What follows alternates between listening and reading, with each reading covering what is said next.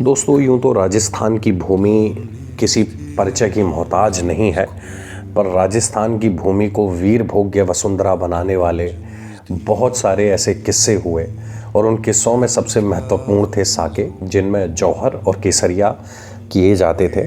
तो इन जौहर और केसरिया की शुरुआत यानी साके की शुरुआत कहाँ से हुई? देखिए दोस्तों, ऐसा माना जाता है कि पहला जो जौहर हुआ या पहला साका हुआ वो जैसलमेर में हुए, परंतु चूँकि ऐसा है कि इतिहास में रिकॉर्डेड नहीं है और उसके ऊपर काफ़ी सारा विवाद है, तो इसे लेकर प्रामाणिकता जो है वो हमें देखने को नहीं मिलती है। हालांकि इसके ऊपर शोध जारी हैं और भविष्य में ऐसा हो सकता है कि उन्हें प्रामाणिकता मिल जाए। खैर, आज हम बात करेंगे 1301 की, जो कि राजस्थान की रिकॉर्डेड हिस्ट्री का पहला साका माना जाता है, जो रणथंभौर के राजा हमीर देव चौहान और दिल्ली के अलाउद्दीन खिलजी के बीच एक युद्ध लड़ा गया था, जिसमें कुछ लोग रतिपाल और रणमूल थे, जिनकी ट्रैकरी यानी कि धोखेबाजी की वजह से ये युद्ध हमीर देव चौहान जीत के भी हार गए। तो आइए दोस्तों, आज इसी कहानी को आपके आगे लेके आने का प्रयास करता हूँ मैं अपने इस YouTube चैनल के माध्यम से, जिसका उद्देश्य आपको ऐसे ही किस्से और कहानियाँ सुनाने का है। तो दोस्तों आइए चलते हैं 1301 में। अब मैं आपको लेके चलता हूँ रणथंभौर में। रणथंभौर आज सवाई माधोपुर राजस्थान में मिलेगा दोस्तों। अब चूँकि सवाई माधोपुर काफ़ी दिल्ली के नज़दीक है, अगर आप मैप में देखेंगे तो उससे क्या है कि जैसे जैसे दिल्ली के तख्त पर, चूँकि गुलाम वंश का अंत हो गया, खिलजी वंश बैठ गया, खिलजी की पावर का उदय होगा, उसी तरीके से आप दूसरी तरफ देखोगे तो हमीर देव चौहान जो कि वो थे, चौहानों के शासक थे, तो उनकी भी पावर का एक तरीके से उदय होना चालू होगा। अब चूँकि दोनों का ही राइज हो रहा है दोस्तों, इस वजह से दोनों का क्लैश यानी कि टकराव होना स्वाभाविक ही है। इसके अलावा हमीर देव चौहान अपने हट के लिए भी बहुत ज़्यादा राजपुताने में फेमस है। राजपुताने के बाहर अगर आपने कभी सुना हो तो शायद हमीर हट के बारे में आपने कभी सुना होगा। खैर, 1282 में हमीर देव चौहान रणथंभौर की गद्दी पर बैठते हैं दोस्तों। इसके बाद वो धीरे धीरे करके रणथंभौर को बहुत ज़्यादा प्रॉस्पेरस बनाने का काम करेंगे और इस वजह से आप पाओगे कि रणथंभौर बहुत ज़्यादा पावरफुल हो जाएगा। लगभग इस 13वीं शताब्दी के अंत तक बहुत पावरफुल हो जाएगा दोस्तों। इतना पावरफुल हो जाएगा कि दिल्ली को डायरेक्ट चैलेंज करना चालू कर देगा। इसी दौरान जब जलालुद्दीन खिलजी बनेगा राजा दिल्ली के तख्त का, तो वो कोशिश करेगा रणथंभौर को एक तरीके से रोकने की और झाइन का दुर्ग जो था वो जीत भी लेंगे। बट जलालुद्दीन खिलजी जब कोशिश करता है रणथंभौर को जीतने की, तो वो चाह के भी नहीं जीत पाता। और कई कई जगह दोस्तों ऐसा आता है कि इसे जीतने की बहुत बार कोशिश करी गई थी अलाउद्दीन खिलजी और जलालुद्दीन खिलजी दोनों के द्वारा, परंतु वो सारी कोशिशें नाकाम रहीं। खैर, इसी दौरान एक बड़ी घटना होती है। गुजरात में लूटपाट करते हैं खिलजी के कुछ सैन्य अधिकारी, और वो वापस में जब लेके आ रहे होते हैं उस लूट को, तो उनमें फूट पड़ जाती है। तो उस फूट की वजह से कुछ जो उसका विरोध कर रहे थे वो वापस आ जाते हैं रणथंभौर के हमीर देव चौहान के पास दोस्तों। अब चूँकि रणथंभौर के हमीर देव चौहान तब तक दिल्ली को टैक्स वैक्स देना बंद कर चुके थे, इसके अलावा उनकी पावर भी बहुत ज़्यादा थी उस उत्तर भारत में उस वक्त, जिसकी वजह से अलाउद्दीन खिलजी की आँख की किरकिरी बने हुए थे हमीर देव चौहान दोस्तों। खैर, अलाउद्दीन खिलजी इसी तरीके के किसी मौके की तलाश में था और ये मौका उसे तब मिल गया जब उसके दुश्मनों को हमीर देव चौहान ने शरण दे दी।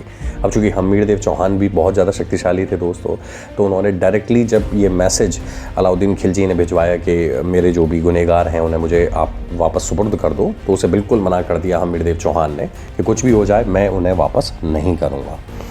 इसके बाद धीरे धीरे करके जो सैन्य अभियान थे अलाउद्दीन खिलजी ने वो तेज करने चालू किए हमीर देव चौहान के खिलाफ, और हमीर देव चौहान ने भी बड़ी एक चालाकी से और बड़ी ही बहादुरी से उन सारी चीज़ों को नाकाम करना चालू किया दोस्तों। खैर, 1301 का वो दिन आता है दोस्तों, और 1301 से पहले, थोड़ा सा पहले, उलुग खां ये काफ़ी बड़ा एक बहुत बड़ी सेना लेकर आया था रणथंभौर को जीतने के लिए।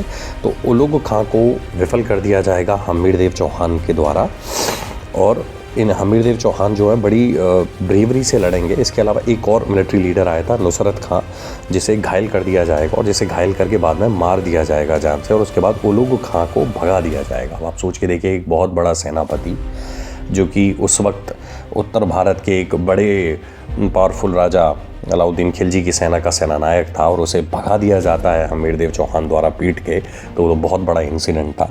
खैर, इसके बाद अलाउद्दीन खिलजी फिर से अपने हज़ारों की घुड़सवारों की सेना, हाथियों की सेना और बहुत सारे लोग लाव लश्कर के साथ हमला करने के लिए आता है दोस्तों।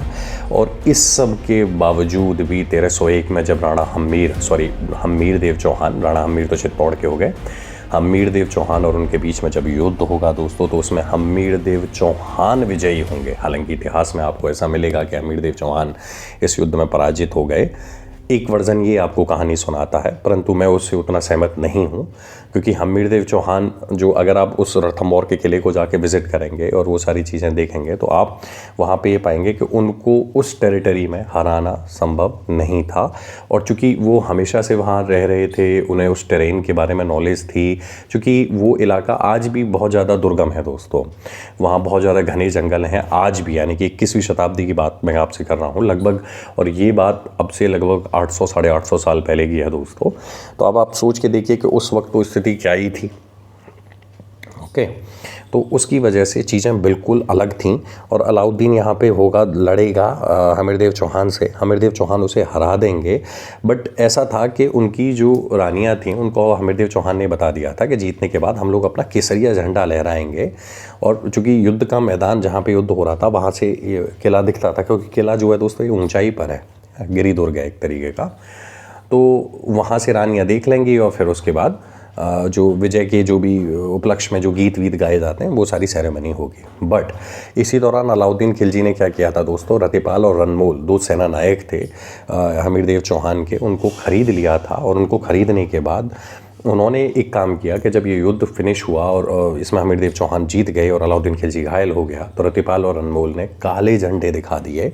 और उन काले झंडों को जो रानी थी रंग देवी हमीरदेव चौहान की, उन्होंने समझा कि युद्ध में हम हार गए और उन्होंने जौहर कर लिया, जल जौहर किया था दोस्तों, मतलब जल में कूद कर अपनी जान दे दी, क्योंकि उन्हें लगा कि इतना वक्त नहीं है कि अग्नि प्रज्वलित करी जाए और जौहर की जो पूरी रस्म है वो की जाए।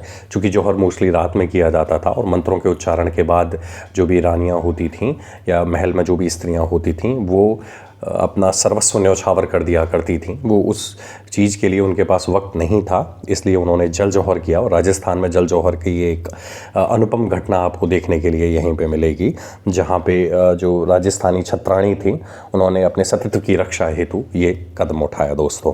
खैर, इस दौरान अब इसी दौरान जब काले झंडे दिखाए गए रतिपाल और रनमोल को, तो ये बात तुरंत समझ गए हमीरदेव चौहान। हमीरदेव चौहान ने हालांकि उन्हें वहाँ पे मारा दोस्तों, पर हमीरदेव चौहान जैसे तेज़ी से अपने महल की तरफ आए, पर तब तक रानी रंग देवी जौहर कर चुकी थीं। तो अब जब इस रणथंभौर के दुर्ग में अगर आप प्रवेश करोगे दोस्तों, तो आप पाओगे कि दुर्ग में प्रवेश करते ही दुर्ग के पास, दरवाजे के पास रतिपाल और रनमोल की वो छोटी एक प्रतिमा टाइप बनी हुई है, जहाँ पे लोग आज भी आते हैं, उनमें चप्पल मारते हैं और इनके ट्रैकरी यानी धोखेबाजी के लिए वो बहुत ज़्यादा फेमस और बदनाम है। बहुत सारी गालियाँ वालियाँ भी लोग उन्हें देते हैं आज भी। खैर, इसके बाद दोस्तों वो एक जगह है, मतलब एक तरीके की वर्टिकल बिल्कुल वॉल है, जहाँ पे ऐसा बताते हैं कि जब राजा हमीरदेव चौहान को अपनी रानी रंग देवी को बचाना था, तो उसके लिए घोड़े पे सवार होकर वो चढ़ गए थे। तो दोस्तों सीधी दीवार पर आज भी हमीरदेव चौहान के घोड़े के टाप के निशान हैं, जो आप जाओगे तो आप उसे देख सकते हो। हालांकि लोग इस कहानी को उस क्रेडिबिलिटी नहीं देते हैं जो शायद उन्हें देनी चाहिए थी। खैर, अब ये आपके पॉइंट ऑफ व्यू के ऊपर मैं छोड़ देता हूँ कि आप इसे सच मानते हैं या झूठ, ये अब आपके ऊपर है। परंतु इस तरीके से एक ऐतिहासिक घटना घटित हुई थी। और इसके बाद ऐसा बताते हैं कि हमीरदेव चौहान जो थे वो बहुत बड़े शिव भक्त थे और उन्होंने अपना गला शिव भगवान को भेंट कर दिया था। खैर, इस तरीके से उनका कहानी का पटाक्षेप होता है दोस्तों। और यहाँ पर रणथंभौर में उसके बाद फिर चौहान क्लैन का पूरे तरीके से अंत हो जाता है। तो ये एक पूरी कहानी है जो आपको पता होनी चाहिए। कहानी या इसको एक ऐतिहासिक घटना कहूँ तो ज़्यादा बेहतर है बजाय उस कहानी के। खैर दोस्तों, तो ये मेरा एक प्रयास था आपको इतिहास की वो किस्सा और वो कहानी बताने के लिए जो शायद आपको उतना नॉलेज में नहीं है और जिसको शायद रिकॉर्डेड हिस्ट्री में हमारे वामपंथी इतिहासकारों ने उतना वेटेज नहीं दिया जितना शायद दिया जाना चाहिए था। खैर, इन्हीं शब्दों के साथ मैं आपको छोड़े जाता हूँ कि भैया आप मेरे चैनल को प्लीज़ जितना संभव हो सके लाइक करें और सब्सक्राइब कर लें, वो ज़्यादा बेहतर रहेगा। और अगर अपने दोस्तों के साथ शेयर करें तो ज़्यादा बेटर है। अच्छा, एक छोटी सी रिक्वेस्ट और, पिछले कुछ अर्से से मैं ये भी देख रहा हूँ कि व्यूज़ बहुत बड़े कम आ रहे हैं, तो मेरा एक रिक्वेस्ट है कि प्लीज़ आप देखें, क्योंकि उसे होता ये है कि थोड़ा चैनल को चलाए रखने के लिए मनोबल मिलता रहता है। ओके, तो प्लीज़ हो सके तो अगर पसंद आए तो लाइक कर दें, और अगर आपको ऐसी वीडियोज़ और चाहिए तो इसे शेयर करें। Thank you very much. जय हिंद, जय भारत।